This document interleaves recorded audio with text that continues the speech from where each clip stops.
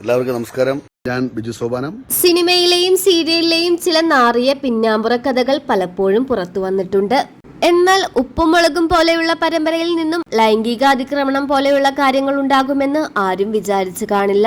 8 വർഷങ്ങളായി കുടുംബ പ്രേക്ഷകർ മുടങ്ങാതെ കാണുന്ന പരമ്പരയാണ് ഉപ്പും മുളകും. പഴയ എപ്പിസോഡുകൾക്കെല്ലാം യൂട്യൂബിൽ ഇപ്പോഴും കാഴ്ചക്കാർ ഏറെയാണ്. ഒരു കുടുംബം പോലെ കഴിയുന്ന താരങ്ങളെല്ലാം പുറത്ത് ഏതു പരിപാടിക്ക് വന്നാലും ഒന്നിച്ചാണ് എത്താറുള്ളത്.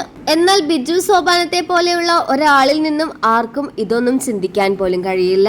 കുടുംബസ്നേഹിയായ ബാലു എന്ന ഭർത്താവിന്റെയും അച്ഛന്റെയും ഒക്കെ പ്രതിച്ഛായയാണ് ബിജു സോപാനത്തിലും കാഴ്ചക്കാർ കാണുന്നത്. ബിജു സോപാനം ഇങ്ങനെ ചെയ്യില്ലെന്നും വ്യാജ പരാതിയാണെന്നും കുറെ പ്രേക്ഷകർ പറയുന്നുണ്ട്.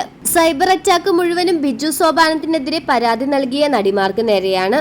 എന്നാൽ ബിജു സോപാനം തെറ്റ് ചെയ്തിട്ടില്ലെങ്കിൽ ധൈര്യമായിട്ട് മുന്നോട്ട് വന്ന് പറയണമായിരുന്നു. സോഷ്യൽ മീഡിയയിൽ തന്നെ സ്നേഹിക്കുന്നവർക്ക് വേണ്ടിയെങ്കിലും ഇത് കള്ളക്കേസാണെന്ന് പറഞ്ഞുകൊണ്ട് ഒരു സ്റ്റേറ്റ്മെന്റ് എങ്കിലും ബിജു സോപാനത്തിന് പറയാമായിരുന്നു.